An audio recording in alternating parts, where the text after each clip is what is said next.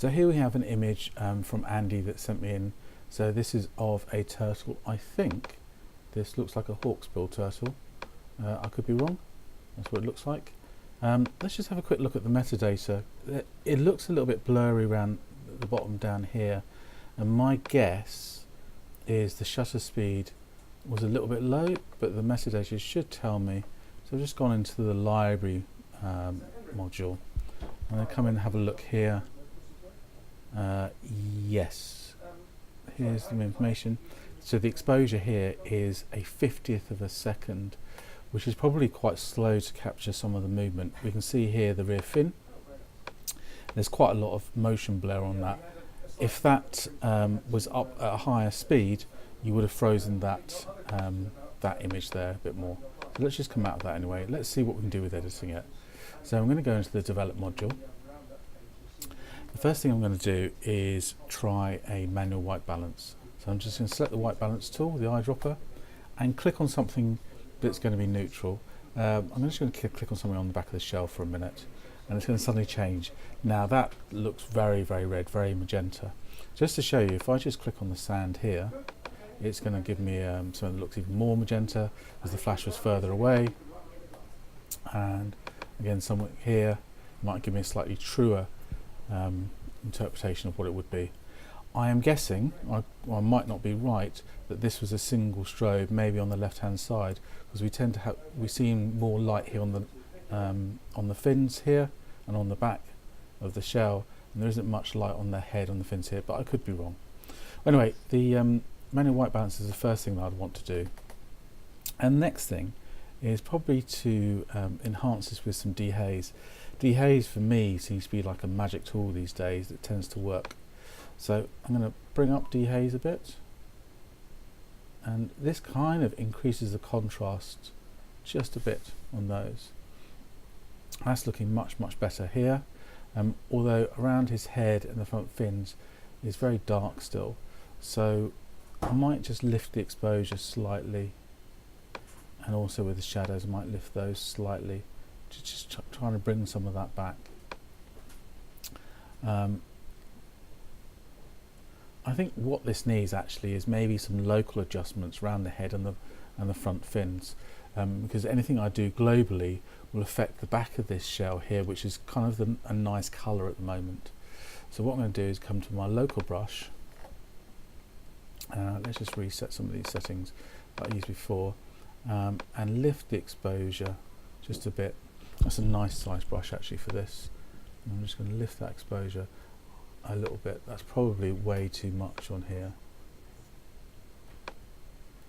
and I'm actually going to change the white balance on here as well. So we'll put that back to normal, and I'll put some more magenta into that white balance. Now I'm on a relatively slow computer today, so the changes you won't see that quickly. I'm also going to add some of that into that front fin here, and a little bit in here. I'm going to add some to the shell. I don't think that's going to make much of a difference, and I might want to come and delete this in a minute, but let's just have a look. It allows me to adjust it anyway. I can see what's going on. Oh, that's not too bad. I'm going to lift that dehaze as well. Oh, that's quite nice actually.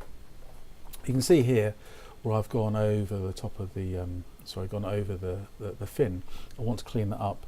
I'm going to go to my erase tool and just clean that up on that edge there. The flow rate is quite down, so I'm going to turn that flow rate up and just clean up those edges, just so that kind of looks a little bit neater.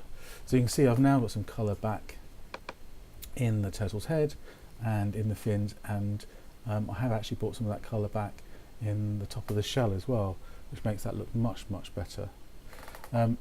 Looking around the back of the turtle, I'm a little bit concerned with the highlights in the back fins here. So let's just come out of that mode and then come back to my global adjustments. Just say OK on that. And what I'm going to do is I'm going to bring the highlights down and rescue those highlights. That looks much better with those highlights now in there. And then I'm going to just come all the way down to the bottom, and I'm going to add a little bit of vignetting here. Oh no, it doesn't need, no. When I'm adding that vignetting, it darkens that turtle's head off a little bit, which I don't really want. So I'm going to come out here. One thing I'm going to do is I might add a gradient filter just here, just to darken this area, because I don't really like this bit of area here. I think there's too much of it. So I'm going to turn the exposure down, and I'm going to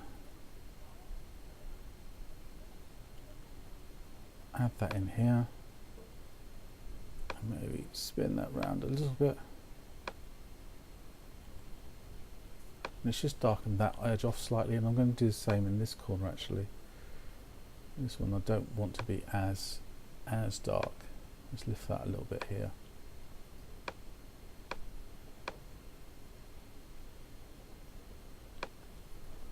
Okay, let's just hit done, and let's just refer back to my original. So I can click down here and see what I've done to it. You can see I've brought a lot more colour back into the top of the shell here, some into the head, and even some of the soft coral here is lit up. I'm not sure that you'll be able to lift anything else more at that, and that's probably where I would leave it. So I hope you like those edits, and that's okay for you.